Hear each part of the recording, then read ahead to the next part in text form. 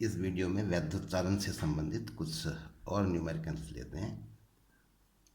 पहला न्यूमेरिकल है धातु के एक बेलनाकार तार को खींचकर इसकी लंबाई 10% बढ़ा दी जाती है। इसके प्रतिरोध में प्रतिशत परिवर्तन ज्ञात कीजिए। तो जैसा हमने प्रतिरोध का सूत्र पढ़ा है, यदि तार की लंबाई L और अनुप्रस्थ परिच्छेद A हो तो R बराबर होता है रो L बटा A। तो सीधा पता लग रहा है, तार को अगर खींच देंगे तो L और A के मान बदल जाएंगे, जिससे प्रतिरोध का मान भी जो है वो बदल जाएगा। तो देखते हैं कैसे ये बदलता है। तो मान लेते हैं इसको खींच दिया, खींचने के बाद लंबाई L डैश हो गई, अनुप्रस्थ परिच्छेद A डैश हो गया। तो प्रतिरोध का मान R डैश रो L डैश बटा A डैश हो जाएगा। इन दोनों में एक संबंध स्थापित कर लेंगे, R डैश बटा R। अब यहाँ पे क्या है, L डैश और L में संबंध तो दे रखा है, 10% खींच दिया जाता है। तो L डैश का मान L में L का 10% जोड़ के हमको प्राप्त हो जाएगा, लेकिन A और A डैश के विषय में कुछ नहीं कहा गया है, तो वो हमको अब निकालना होगा। तो इससे पहले वाले न्यूमेरिकल में जिस फैक्ट का हमने उपयोग किया था, बिल्कुल वही यहाँ पर भी होगा। खींचने से पहले जो आयतन है वो खींचने के बाद आयतन के बराबर होगा। इससे हम A बटा A डैश का मान निकाल सकते हैं L के टर्म्स में। तो ये A और A बटा A डैश का मान हम इस सूत्र में रख देंगे जो अभी हमने निकाला है, R डैश बटा R। तो ये हो जाएगा, A बटा A डैश की जगह पे L डैश बटा L रख दिया, तो ये हो गया L डैश बटा L का स्क्वायर। तो यहाँ तक बिल्कुल वही है जो हमने इससे पहले वाले न्यूमेरिकल में किया है, सेम स्टेप है। अब यहाँ पे जो L डैश का मान है वो तरीका थोड़ा अलग हो जाएगा। तो L डैश का मान अब हो जाएगा, L में L का 10% जोड़ देंगे। तार की लंबाई में 10% की वृद्धि कर दी जाती है, तो L में L का 10% जोड़ देंगे। तो इसको हल किया, अगले स्टेप में L प्लस L बटा 10, क्योंकि 10% 10/100 हुआ और 10/100 का मान 1/10 हुआ। अगले स्टेप में 11L बटा 10 हो जाएगा, हल कर लिया उसको, और ये हो गया 1.1L। तो L डैश का ये मान अब हम यहाँ पर रख देंगे। तो L डैश की जगह पर रख दिया 1.1L बटा L। L से L कैंसिल हो जाएगा, तो बच जाएगा 1.1 का वर्ग, और वो होता है 1.21। अब अगले स्टेप में हमको क्या करना है, ये देखना है कि जब प्रतिशत परिवर्तन पूछा है तो प्रतिरोध में प्रतिशत परिवर्तन कैसे निकलेगा उसको देख लेते हैं। तो यदि प्रारंभिक प्रतिरोध R है तो परिवर्तन होगा R डैश माइनस R का। शुरू में R था, बाद में R डैश हो गया, तो परिवर्तन कितने का हो गया, R डैश और R का अंतर निकाल लिया हमने। तो शुरू में R था, तो अब एक एक नियम का उपयोग करते हुए निकाल सकते हैं। R के लिए अगर परिवर्तन R डैश माइनस R है तो 1 के लिए हो जाएगा R डैश माइनस R बटा R। इस तरीके से 100 के लिए हो जाएगा, ये 100 से गुणा हो जाएगा। अब इसको आगे थोड़ा और हल कर रखा है, R डैश बटा R माइनस 1 लिखा जा सकता है इसको, गुणा 100। अब R डैश बटा R का मान क्योंकि हम निकाल चुके हैं 1.21, तो ये आ जाएगा 21। तो इस तरीके से प्रतिरोध में प्रतिशत वृद्धि का मान होगा 21%। अगला न्यूमेरिकल लेते हैं। एक ही पदार्थ के बने समान द्रव्यमान के दो तार A तथा B लिए जाते हैं, समान द्रव्यमान के एक ही पदार्थ के। तो इसको समझना है हमें। एक ही पदार्थ का मतलब हो गया इनका घनत्व समान होगा और द्रव्यमान बराबर है, ये है। तो इस फैक्ट का उपयोग करेंगे जहाँ भी हमें आवश्यकता होगी। तार A का व्यास तार B के व्यास का आधा है। व्यास में संबंध दे रखा है, तो व्यास और त्रिज्याओं में एक जैसा संबंध होता है, चाहे त्रिज्या रख लें हम सूत्र में या फिर व्यास रख लें, उससे फर्क नहीं पड़ेगा। व्यास में अगर दुगने का संबंध है तो त्रिज्याओं में भी दुगने का संबंध होगा। यदि तार A का व्यास 32 ओम हो, पहले तार का प्रतिरोध दिया हुआ है, तार B के प्रतिरोध की गणना करो, दूसरे का प्रतिरोध हमको निकालना है। तो बिल्कुल उसी तरीके से जैसे पहले हमने न्यूमेरिकल किए हैं, फर्क ये हो जाएगा, अनुप्रस्थ परिच्छेद वहाँ पे लिए थे हमने A और A डैश, यहाँ पर अनुप्रस्थ परिच्छेद त्रिज्याओं के पदों में होगा, बस सिर्फ इतना फर्क होगा। तो यदि तार A की लंबाई LA और त्रिज्या RA हो तो RA का मान हो जाएगा रो LA बटा पाई आर ए स्क्वायर, ए की जगह पर पाई आर स्क्वायर हो गया, क्योंकि तार वेदनाकार आकृति में होता है और उसका अनुप्रस्थ परिच्छेद वृत्ताकार होता है और वृत्त का क्षेत्रफल पाई आर स्क्वायर होता है। इसी तरीके से बी तार के लिए भी हो जाएगा, आर बी बराबर रो एल बी बटा पाई आर बी स्क्वायर। अगले स्टेप में दोनों में एक रिलेशनशिप निकाल लेंगे, आर बी बटा आर ए, तो ये हो जाएगा। अब यहाँ पर भी अगर हम देखें तो पाई जो है वो कट जाएगा, तो अब इतना बच गया, आर बी बटा आर ए बराबर एल बी बटा L A R A square बटा आर बी स्क्वायर, ये बच जाएगा। अब हमको यहाँ पे क्या करना है, क्योंकि लंबाइयों में तो लंबाइयों और त्रिज्याओं में तो संबंध दिया है, लेकिन लंबाइयों में संबंध नहीं दिया है, तो इसलिए हमको लंबाइयों का जो संबंध है वो त्रिज्याओं के पदों में ज्ञात करना पड़ेगा। पहले वाले सवाल में भी वही था, ए का मान नहीं दिया था तो हमने उसको लंबाई के पदों में प्राप्त किया था। यहाँ पर लंबाई नहीं दी है, त्रिज्याएं दी हैं, तो लंबाई को त्रिज्या के पदों में प्राप्त करना होगा। तो इस तरीके से हो जाएगा, जो फैक्ट दिए हैं उनका उपयोग करेंगे। तार एक ही पदार्थ के हैं तो घनत्व बराबर हो गई और द्रव्यमान समान है, ये दिख रखा है। तो इस तरीके से एम ए बराबर एम बी दिया हुआ है। अब हम द्रव्यमान को लिख सकते हैं आयतन गुणा घनत्व, तो आयतन गुणा घनत्व ए के लिए और वही बी के लिए, घनत्व समान है तो कट जाएंगे, तो बचेगा वी ए बराबर वी बी। अब क्योंकि जो तार है वो बेलन की आकृति में होता है और बेलन का आयतन होता है आधार का क्षेत्रफल गुणा ऊंचाई, तो यहाँ पर ऊंचाई तार की लंबाई के बराबर होगी और आधार का क्षेत्रफल जो है वो वृत्ताकार होगा और वृत्त का क्षेत्रफल होता है पाई आर स्क्वायर। तो इस तरीके से पाई आर स्क्वायर गुणा एल ए, आधार का क्षेत्रफल गुणा ऊंचाई, ए के लिए भी हो जाएगा और बी के लिए भी हो जाएगा। तो पाई दोनों ओर आ रहा तो कट जाएगा। इस तरीके से हमें मिलेगा एल बी बटा एल ए बराबर आर ए स्क्वायर बटा आर बी स्क्वायर। एल जो हमको सवाल में कुछ नहीं कहा गया था जिसके बारे में, वो हमने त्रिज्याओं के पदों में प्राप्त कर लिया जिनके बीच में संबंध सवाल में दिया हुआ है।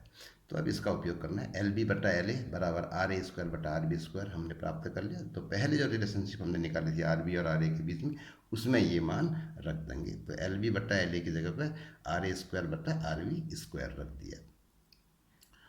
अब ये हो गया आर ए बटा आर बी की घात 4 हो गई, 2 घात पहले में है 2 घात दूसरे में है। अब आर ए का मान दे रखा है, ए की त्रिज्या बी की त्रिज्या की आधी है, तो आर ए बराबर आर बी बटा 2 हमने रख दिया इसमें। तो आर बी से आर बी कट गया, 1/2 की घात 4 यानी कि 1/16 रह गया। इस तरीके से आर बी बराबर 1/16 आर ए। अब आर ए का मान सवाल में दिया हुआ है 32 ओम, तो ये मान रख देंगे, तो ये हमको प्राप्त हो जाएगा 2 ओम। इस तरीके से दूसरे बी तार बी का जो प्रतिरोध होगा वो 2 ओम होगा। अगले न्यूमेरिकल बात है, ये एक चित्र से संबंधित है।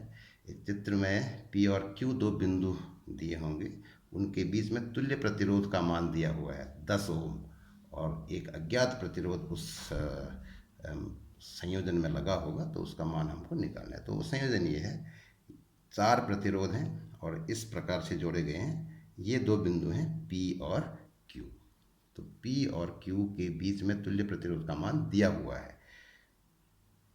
तो इनके मान दे रखे हैं, ये 5 ओम है, दूसरा वाला 10 ओम है, तीसरा वाला 4 ओम है और चौथा वाला R, इसी का मान हमको निकालना है। तो अब इसको हल करने का तरीका क्या हो सकता है? सबसे सिंपल, 4 ओम और R 2 प्रतिरोध जो हैं वो श्रेणी क्रम में हैं, तो सबसे पहले इनका तुल्य प्रतिरोध निकालेंगे। तो इन दोनों के स्थान पर एक प्रतिरोध अगर लगा दें तो उसका मान क्या होगा वो हमको निकालना है। तो इन दोनों की जगह पर हमने जो प्रतिरोध लगाया उसको R1 कह दिया, यानी कि उन दोनों का तुल्य प्रतिरोध R1 है। तो 4 ओम तथा R श्रेणी क्रम में है, यदि इनका तुल्य प्रतिरोध R1 हो तो R1 बराबर 4 धन R, R बराबर R1 प्लस R2 श्रेणी क्रम संयोजन का सूत्र, उसका उपयोग करेंगे तो 4 धन R हो जाएगा। तो इस तरीके से R1 का मान हमको ये प्राप्त हो गया। इसको सेव रखना है, आगे जहाँ भी आवश्यकता पड़ेगी वहाँ पर हम इसको यूज करेंगे। अब क्या है, इसके बाद 10 ओम और R1 ये 2 प्रतिरोध समांतर क्रम में है। तो अगले स्टेप में ये R1 का मान था 10 ओम और R1 समांतर क्रम में है, यदि इनका तुल्य प्रतिरोध R2 हो तो क्या हो जाएगा, 1/R2 बराबर 1/R1 प्लस 1/10। समांतर क्रम संयोजन वाले सूत्र का उपयोग किया। तो अगले स्टेप में हल कर लेंगे इसको, और R2 का मान निकालने के लिए भिन्न जो है वो पलट जाएगी। तो R2 बराबर 10R1/10 प्लस R1। तो ये जो है R2 का मान हो गया। इसका अर्थ हो गया कि ये R1 और 10 ओम की जगह पे एक प्रतिरोध लगा दिया R2 का, जिसका मान इतना होगा। तो ये हो गया, ये R2 जो है हमने ये लगा दिया इन दोनों के स्थान पे। अब R2 का मान इतना है और R1 का मान हम उससे पहले निकाल चुके थे, वो मान भी ऊपर हमने लिख दिए। अब क्या है, P और Q के बीच में ये दो प्रतिरोध कैसे हैं, श्रेणी क्रम में हैं। तो इनका तुल्य प्रतिरोध मान लो R3 है। तो क्या हो जाएगा, R3 बराबर 5 धन R2, क्योंकि श्रेणी क्रम संयोजन वाला नियम लगेगा। अब R2 का मान ऊपर से रख देते हैं। तो 5 धन 10R1/10 प्लस R1। अगले स्टेप में R1 का भी मान रख देते हैं।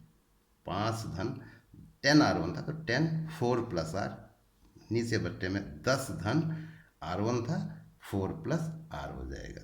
तो इसको हल करना है। अब अगले स्टेप में क्या हो जाएगा, 10 चक्को 40 धन 10R, और नीचे हो जाएगा 10 धन 4 हो गया 14 है। तो 14 है प्लस R। तो अगले स्टेप में ये हो जाएगा 5 प्लस, उसको अलग है, उसको हम हल नहीं कर रहे हैं अभी। तो 40 प्लस 10R/14 प्लस R। अब क्या है, R3 का मान सवाल में दिया है, ये क्वेश्चन में दिया है, यदि P और Q के बीच तुल्य प्रतिरोध 10 ओम हो तो R का मान ज्ञात करो। तो R3 का मान दिया हुआ है, तो R3 का ये मान रख देंगे। तो क्या मिल जाएगा, 10 बराबर 5 धन 40 प्लस 10R/14 प्लस R। इसको हल करना है, 5 दूसरी ओर चला जाएगा, 10 ऋण 5 5 हो गया, और बाकी वैसे ही बना रहा। क्रॉस मल्टीप्लाई कर देंगे, 14 पंजे 70 धन 5R, और बाकी वैसे ऊपर का 1 से गुणा हो तो 40 प्लस 10R। हल कर लेंगे, 5R = 13। तो R हमको प्राप्त हो जाएगा 6 ओम। तो इस तरीके से अज्ञात प्रतिरोध R का जो मान हमको प्राप्त करना था वो हमको प्राप्त हो गया, R बराबर 6 ओम। अब अगले सवाल पर आते हैं, एक और न्यूमेरिकल है। 60 वाट 220 वोल्ट तथा 100 वाट एंड 220 वोल्ट, ये बल्बों पर लिखा होता है। हम कोई भी बल्ब बाजार से खरीद के लाते हैं, लिखा होता है। कोई भी अप्लायंस, कोई भी उपकरण आए विद्युत से संबंधित, उस पर ये लिखा होता है कि कितने वाट का है और कितने वोल्ट पे काम करेगा। तो ये हैं दो बल्ब जिन पर लिखा हुआ है। तो ये अंकित दो वैद्युत बल्ब श्रेणी क्रम में जोड़कर 220 वोल्ट की डीसी आपूर्ति पर लगा दिए जाते हैं। इनमें प्रवाहित होने वाली धारा की गणना कीजिए। यदि बल्बों को समांतर क्रम में जोड़ दिया जाए तो तब धारा कितनी होगी। तो पहले तो जो बल्ब पर लिखा हुआ है इसकी मीनिंग हमको समझते हैं। 60 वाट 220 वोल्ट, अब जैसे ये मात्रक है, से पहचानना है हमको। 60 वाट, वाट जो है वो शक्ति का, सामर्थ्य का मात्रक होता है। तो 60 वाट उसकी शक्ति है, जो भी उपकरण हमको दिया गया है। बल्ब की बात हो रही तो बल्ब की शक्ति है 60 वाट। और कब होगी 60 वाट, जब उसको 220 वोल्ट के स्रोत से जोड़ेंगे। तो 220 वोल्ट के स्रोत से जोड़ने पर उसकी शक्ति 60 वाट होगी। ऐसे ही दूसरे के लिए हो जाएगा, 220 वोल्ट से जोड़ने पर उसकी शक्ति 100 वाट होगी। तो ये P और V के मान है। तो क्या करना है, एक बार इनको श्रेणी क्रम में जोड़ा गया है और दूसरी बार में इनको समांतर क्रम में जोड़ा गया है। तो धारा का मान हमको निकालना है। तो हमारे पास सूत्र होता है, देखो ये हिंट है इसकी, मोटा मोटा हिंट में दे रहा हूँ, इसको आप खुद हल करेंगे। V बराबर IR, इसमें V का मान दे रखा है, 220 वोल्ट की डीसी आपूर्ति पर लगा दिए जाते हैं। तो V बराबर 220 वोल्ट दिया हुआ है। I का मान हमको निकालना है, तो इसका मतलब हमको R का मान पता होना चाहिए। जब इनको श्रेणी क्रम में जोड़ा गया है तब R का मान कितना है, जब इनको समांतर क्रम में जोड़ते हैं तो तब R का मान कितना होगा, वो हमको पता करना है। तो उसके लिए हमको क्या पता होना चाहिए, दोनों बल्बों के प्रतिरोध क्या क्या हैं वो पता होने चाहिए। तो अब हम कैसे निकालेंगे, क्योंकि 60 वाट 220 वोल्ट P और V के मान दिए हैं, ये P और V के मान है और R का मान हमको निकालना है। तो उस सूत्र का उपयोग करेंगे जिसमें पी, वी और आर आते हों। तो वो सूत्र है पी बराबर वी स्क्वायर बट्टे आर। तो इससे हो जाएगा आर बराबर वी स्क्वायर बट्टा पी। तो अब दोनों बल्बों के लिए हम निकाल सकते हैं। पहले बल्ब के लिए वी 220, पी 60, दूसरे बल्ब के लिए वी 220 और पी 100। तो ये मान रख देंगे तो हमें R1 और R2 के ये मान प्राप्त हो जाएंगे, 807, 484 ओम। तो श्रेणी क्रम में अगर जोड़ा गया है तो R बराबर होगा R1 प्लस R2, दोनों को जोड़ दिया तो ये मान प्राप्त होगा। अब धारा अगर निकालनी है तो I बराबर V बटा R। तो V 220 है, R का मान हमने निकाल लिया, तो इसको हल करके इसका मान आ जाएगा 0.17 एम्पियर। अब अगर इनको समांतर क्रम में जोड़ते हैं तो समांतर क्रम में जोड़ने पर क्या होगा, दोनों बल्बों को 220 वोल्ट से जोड़ दिया गया है। तो दोनों बल्बों के लिए में अलग अलग धाराएं प्रवाहित होंगी। अब दो बल्ब हैं, उनके प्रतिरोध हमको पता है, ऊपर निकाल दिया हमने, तो V का मान भी पता हो गया। V 220 वोल्ट से जोड़ना है दोनों को ही, तो सीधे हो गया पहले बल्ब में धारा का मान होगा V बटा R। तो V है 220, R ऊपर निकाल रखा है 807, कैलकुलेट कर लेंगे। ऐसे ही दूसरे बल्ब में धारा का मान हो जाएगा 220 बटा उसका प्रतिरोध, तो इसका मान भी हमको प्राप्त हो जाएगा। तो इस सवाल को इस तरह से हल करेंगे। एक कंसेप्ट इसमें और है बहुत ही महत्वपूर्ण, उसको समझना है। विद्युत ऊर्जा का मात्रक किलोवाट घंटा। तो ये क्या चीज़ होता है, इसको हमें समझना है। विद्युत ऊर्जा की मापन के लिए एक विशेष ये मात्रक दिया जाता है, किलोवाट घंटा। तो इसका मतलब ये होता है, यदि किसी परिपथ की शक्ति 1 किलोवाट हो तो परिपथ में 1 घंटे में व्यय ऊर्जा को 1 किलोवाट घंटा कहते हैं। परिपथ की शक्ति 1 किलोवाट, तो 1 घंटे में कितनी ऊर्जा खर्च हो रही है उसको 1 किलोवाट घंटा कहा जाता है। तो हमारे घरों में जो बिजली का बिल आता है यूनिट के हिसाब से, वो यही किलोवाट घंटा होता है। तो 1 किलोवाट घंटा को 1 यूनिट कहा जाता है और विद्युत ऊर्जा का खर्च प्रति यूनिट के अनुसार निर्धारित किया जाता है। तो वही है यूनिट जो हम बिजली का बिल देते हैं। तो अब इसका मान कितना होगा इसको भी देख लेते हैं। किलोवाट घंटा, हमने सूत्र पढ़ा था P बराबर W बट्टा टी, तो उसी को अगर क्रॉस मल्टीप्लाई कर दें तो मिलेगा W बराबर पी टी। अब अगर हम W को किलोवाट घंटा में नापना चाहते हैं तो पावर किलोवाट में होनी चाहिए और समय जो है वो घंटे में होना चाहिए। तो किलोवाट घंटा W को अगर व्यक्त करना है किलोवाट घंटा में तो P को किलोवाट में और टाइम को घंटे में व्यक्त करेंगे। अब P बराबर क्या होता है, VI, जो सूत्र में हमने पढ़ा था P बराबर VI। अब V और I जो है वो MKS पद्धति में दिए होंगे, किसी भी हम दैनिक जीवन में कहें या फिर किसी न्यूमेरिकल में कहें, V वोल्ट में होगा और I एम्पियर में होगी। तो इस हिसाब से VI जो है वो वॉट में आएगा। तो वॉट को किलोवाट में हमको बदलना पड़ेगा, तो VI में 1000 का भाग देंगे तो वो किलोवाट में आ जाएगा। तो इस तरीके से जो दैनिक जीवन में हम उपयोग करते हैं या फिर किसी न्यूमेरिकल में MKS पद्धति, उसके हिसाब से हमने इसको कन्वर्ट कर लिया, वॉट को किलोवाट में बदल लिया और समय जो है वो घंटे में ही दिया होगा। कोई भी सवाल करें या फिर हमको अपने घर में कैलकुलेशन करनी है तो ये जो है इस तरीके से हो जाएगा। 1 यूनिट किलोवाट घंटा जिसको हम कह रहे हैं उसका मान हो जाएगा वॉट गुणा घंटे बटा 1000।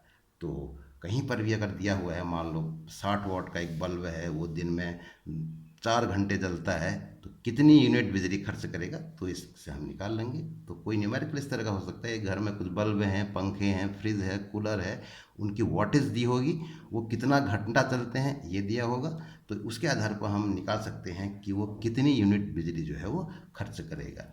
अब अगर बिजली का रेट दिया हुआ है तो हम उसका मूल्य भी निकाल सकते हैं। तो इस तरीके से किलोवाट घंटा क्या होता है ये हमने यहाँ पे समझा। तो इस वीडियो में इतना ही।